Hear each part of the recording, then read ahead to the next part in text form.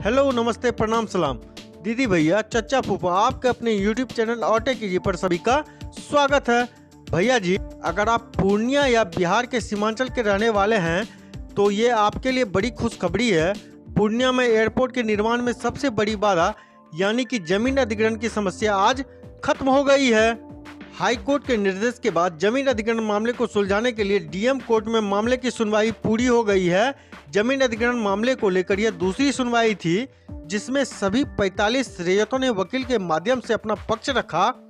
रैयतों के द्वारा दलील सुनने के बाद डीएम राहुल कुमार ने सुनवाई पूरी कर ली है।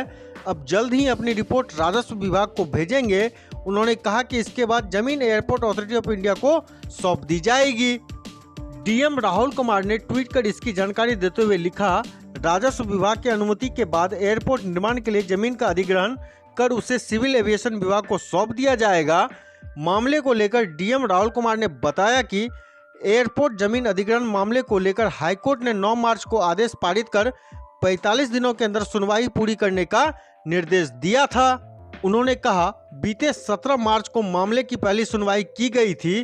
पहली सुनवाई में कोर्ट में 42 जमींदार उपस्थित हुए थे और 3 स्वास्थ्य कारणों से हाजिर नहीं हो सके थे। सुनवाई के दौरान जमींदार के वकीलों ने जवाब दाखिल करने के लिए समय की मांग की थी, जिसके बाद 29 मार्च को तथा सभी लीगल डॉक्यूमेंट्स लेकर हाजिर होने का निर्देश दिया गया था।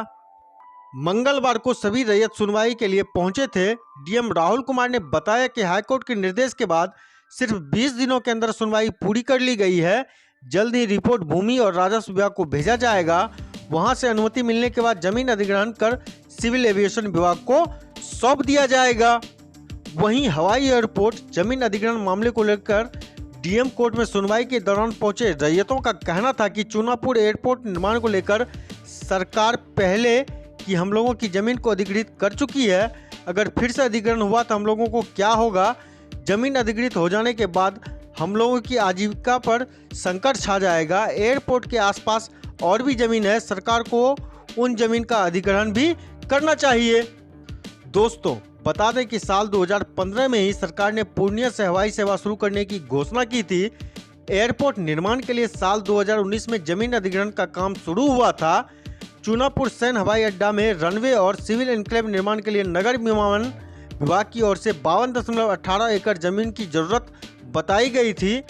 रनवे और सिविल एन्क्लेव निर्माण के लिए के नगर अंचल के गुआसी में 75 रैयतदारों के 52.18 एकड़ जमीन अधिग्रहित की जानी थी।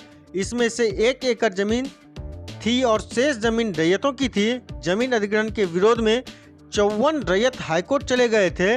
इसमें 9 अलग अलग दाखिल किए गए थे। 54 रैयत के कोर्ट में चले जाने के कारण से मामले में स्टे लग गया था। हाईकोर्ट में दायर किए गए 9 मामले में विजन मेहता और शिवपूजन मेहता के 2 मामले पर कोर्ट ने सुनवाई करते हुए उसे फिर से जिला कलेक्टर के कोर्ट में सुनवाई के लिए भेज दिया था।